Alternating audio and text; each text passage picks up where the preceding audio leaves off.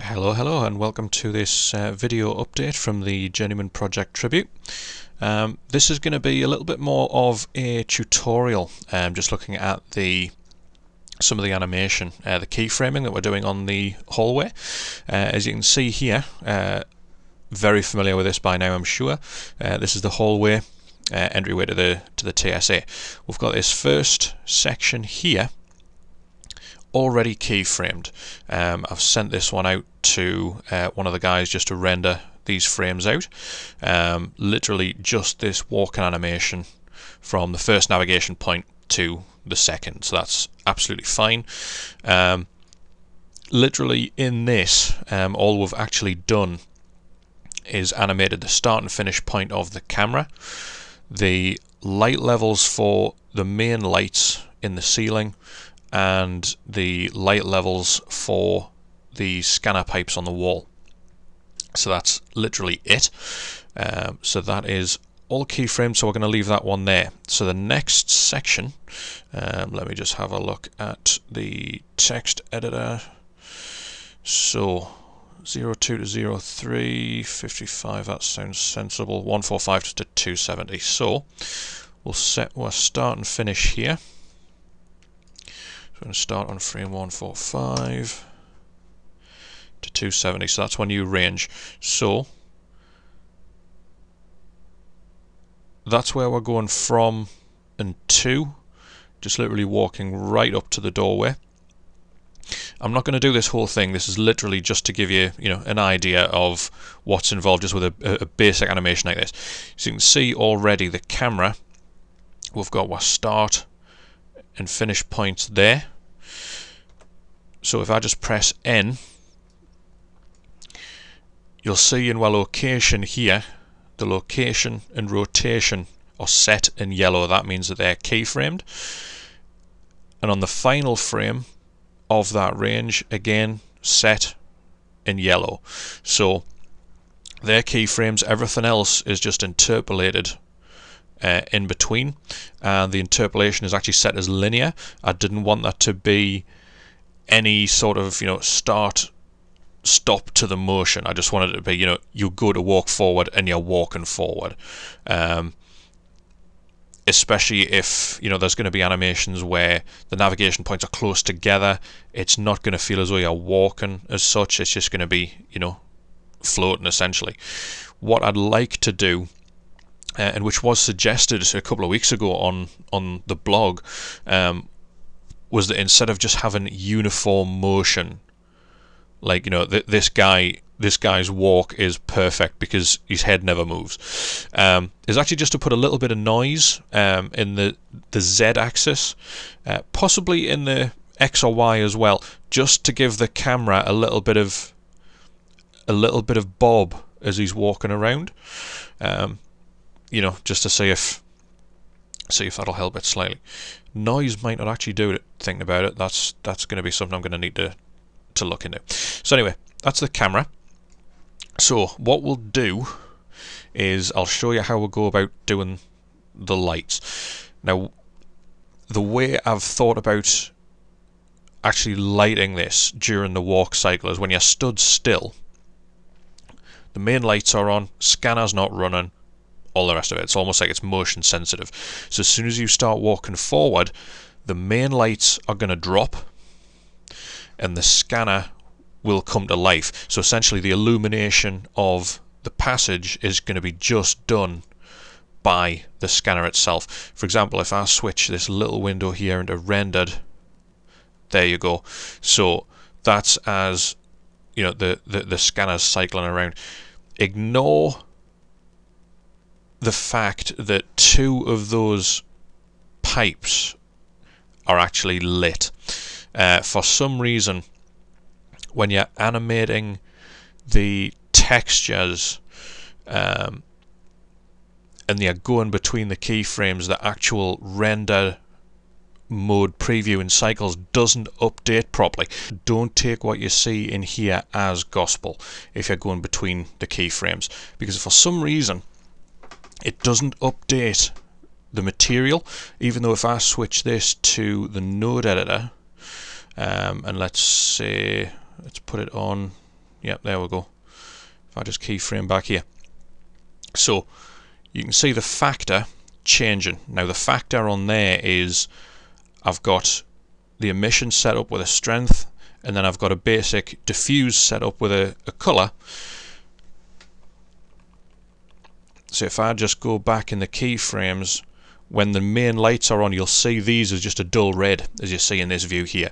As it goes forward, you see the factor change. So it's going from that diffuse colour across to the emission colour, and that's what's lighting the scene up. But you'll notice as I'm stepping through these two pipes on the right hand side are still shown as lit, whereas if I actually select them, factor 0, so it's just using the diffuse, factor 0, so it's just using the diffuse. So for whatever reason, that view in cycles, if you've got that set to actually show you your scene, that isn't going to give you a true representation if you're animating the material. So bear that in mind. I spent a good couple hours thinking I'd actually done something wrong. It wasn't until I hit render and it showed it properly, because obviously it looks at everything when it's doing the render, that I realised that wasn't a problem, and this was just giving you a little bit of a false idea. So if I switch that back to wireframe, that is goody good. So let's go to, see, it was 145. So camera's already keyframed, we know all about that. So literally for this, all I'm going to do is just show you how we'd do the lighting. So if I put that back to solid, and sometimes it does this as well, I'm still not entirely sure why. It'll look as though the model is upside down. I haven't actually figured out why it does this. You'll notice that the buffer is also not behaving properly. Fastest workaround I've found for this is just to hit the full stop on the numpad, and that'll zoom the camera in, and there you go, it's corrected it. Don't ask us why it does that. I've literally got no idea. But anyway, moving on. So if I select that first light, we're on frame 145, the light is at full strength, that's what we'll want. So we'll literally just press I and keyframe that, and that's in. Move to the second one, select that, I, that's keyframed. Third one, select that, I, that's keyframed. So that's the three main lights in that scene done in terms of the starting frames. So let's move. I'm just going to actually double check on this one. I think it was 20 frames. Yep, so that's 19 and that's 39. Excellent. So that's 145. So that is lit. So we'll go forward 20 frames. 1650 keyframe. That one 0 keyframe that, and the third one 0 keyframe that. Chiming. So if I go back to 145 and render it out quickly, let's put this at a sensible size. Let's not say 356%. 128 on the samples, that is perfect, and this is set a GPU. So if I just hit render, and we'll just give it a second or two. It's not the smallest scene in the world, believe it or not. It doesn't look like much, but to actually draw it out, it seems to, just because the texture's involved. I mean, that rock texture, once it's done the render, I'll show you that. So there we go. Oh, and that's the pipes layer as well. Champion, right. So that's the render as it looks there. If I then move to 165, surprise, surprise, because the main lights are off and nothing else is actually set to light the scene, this will just come back black. No, it doesn't. I must have missed something. So, oh, yeah, obviously the light on the doorway. Good one. Oh, Okay, that's me being stupid. So that's fine. So I can obviously see that the main lights are down. All that's left in the scene now to actually do any sort of emission is that white light around the door, which I'll keyframe off as well, because in that first section I did exactly the same thing. I just clean forgot about it this time. And the two main sort of, those two red boxes by the door, I've never been able to think about what they were actually for. Obviously you've got the scanners going down the wall, and that's fair enough, but these two boxes here, as you got close to the door, they lit up from the bottom to the top. That's fine. What that was for, I've never been able to think of a good reason for that, but anyway, it's irrelevant. So what I'm going to do is actually leave this there. In fact, no, I'm not. I'm going to show you the rock texture as well while we're here. So if I click on that, and then I do Shift and Space just to put the node editor at full view, this is the rock texture that I'm using, or the shader I should say. Essentially what we've got is an image texture into a diffuse colour, which is then being mixed with another diffuse colour there, but that's just a solid colour. So we've got a diffuse that's being set by the image, and then a diffuse that's being set just with a solid colour there. Also, that image texture is being converted red, green, blue to black and white to turn it into a value, into the bump node, which is then influencing the normals of both of those diffuse colours. That's then being mixed, so we've got 70% of the image colour and 30% of the diffuse colour going in. Strength of that bump is actually pretty high, 1.7. I found that cycles, you can get away with 0.1 on that, and you'll still get a fairly decent bump in there. But 1.7, just given the lighting in the scene and things like that, it depends how it's all lit. You've just got to play around with it until you get a result that you like. So that's all fine. That's the first section. The second section is just a noise texture. Decent scale to it. Detail I've just left, I think 2 is actually the default. That's going into a colour. Sorry, that's going into RGB to black and white to give it a value, into another bump map. Little bit lower strength on this one. That's then going into the normal value of another solid diffuse colour, just off full black there. And that's then going into the mix shader, and only 25% of this noise texture is actually being used in the final shader.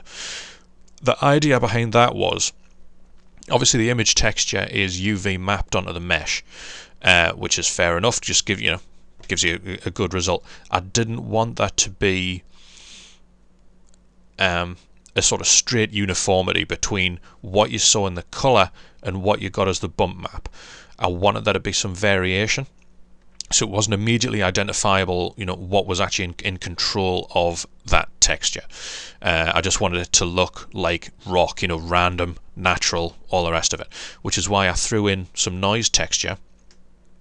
Again, pretty strong bump in there, and that's all in the shader for that. That is currently the most complicated shader that we've got. If I put this back to the scanner texture, as I was saying before, literally diffuse color emission, and that's just keyframed across, so you can control when it's emitting, when it's not, what the color is when it isn't. It doesn't really need any bump mapping in there.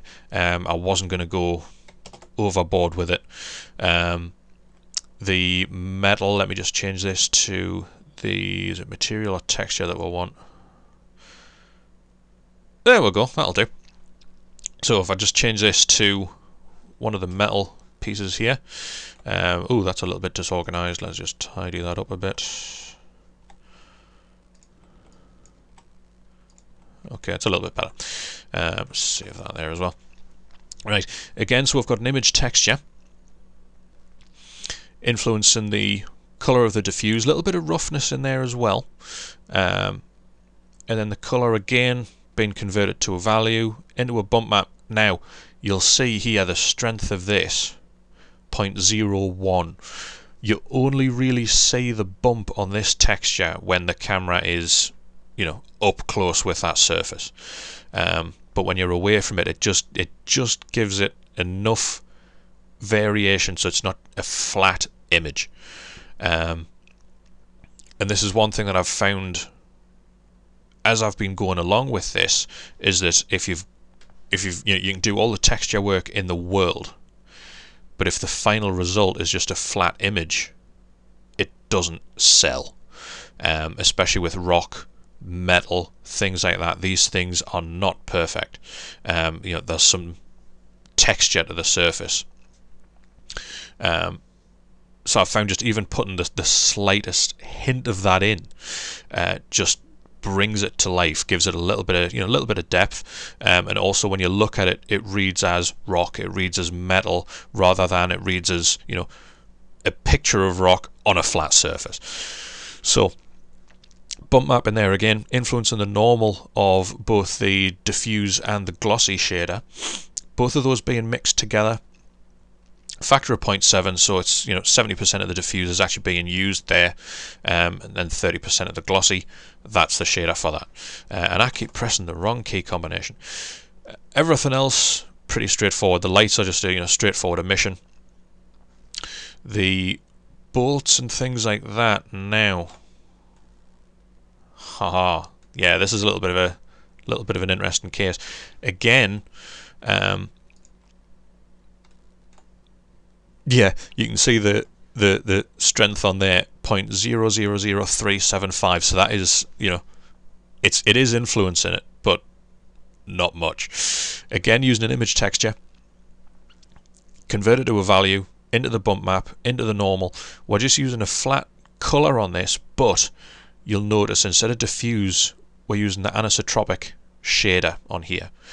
And I'm pleased I said that first time round, because it's a metal texture. I'm actually using this for these pieces here, these big sort of brace sections. You'll see it in the render.